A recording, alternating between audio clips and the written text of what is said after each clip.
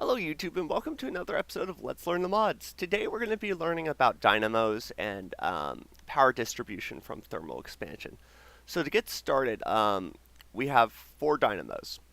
We have the steam dynamo, which is your beginning one, where if you provide water and different forms of burnable fuels such as coal, charcoal, blocks of coal, coal coke, blocks of coal coke, you name it, it'll create energy from that.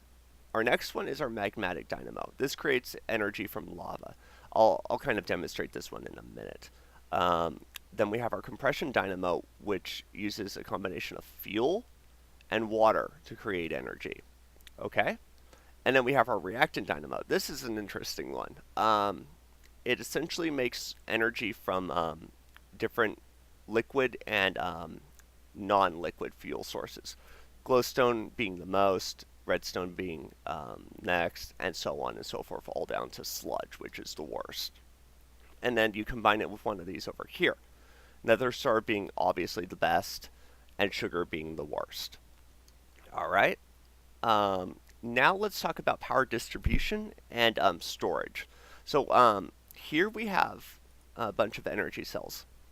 We have our leadstone energy cell, hardened energy cell, redstone energy cell, and resin energy cell.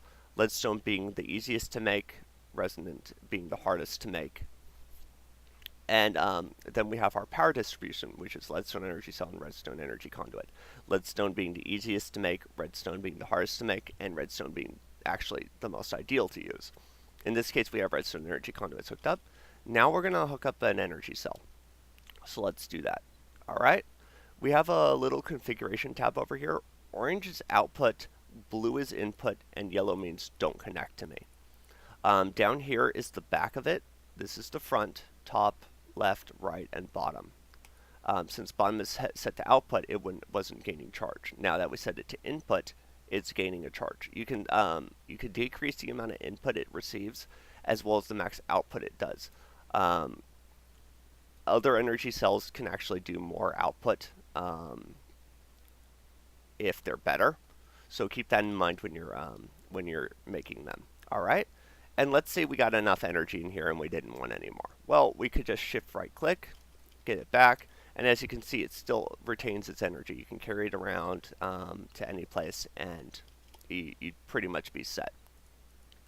Now, let's say we wanted to remotely move power, as well as liquid and items for that matter. We got our thing called a tesseract. This is a really neat item.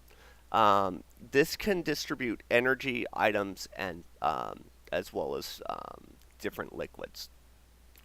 Keep in mind, though, that to create MJ from this, you would actually need to just take a conduit and then hook it up to a machine that can connect to conduits from Buildcraft and whatnot. So that will work, actually, if you want to use it as MJ. So you can do that, too. Okay, in this case, we're going to turn off item mode. We're not going to be using that. In this case, we're going to set fluid mode to receive only and energy mode to send only. You can set it to both if you wanted to, but in this case, we're doing this specifically. And then we're going to say, hey, go to frequency 1, and this will be like lava line. All right, good.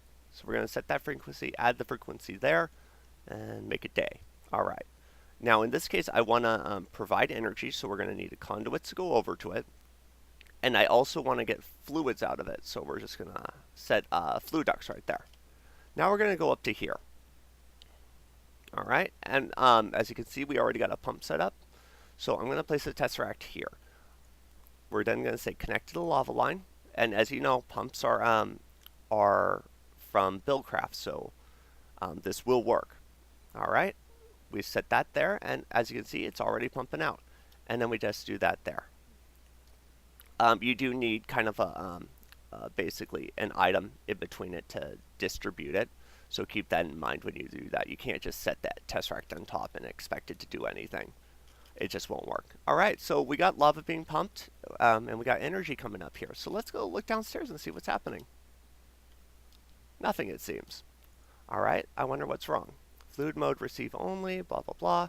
Oh, you want to know what's wrong? All we got to do is take our Flux Omni wrench, right click there, and it should come out, right? Nope. Nope, you're being a jerk. Being a good old jerk, aren't you?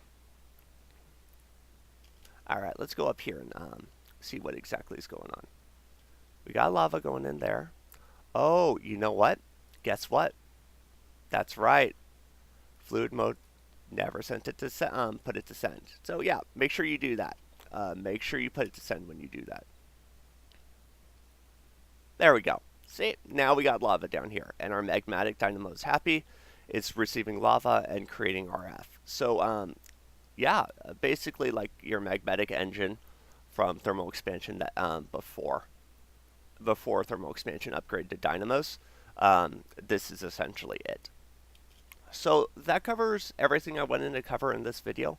If you liked the video, please comment, like, subscribe, let the ads play, anything that helps out.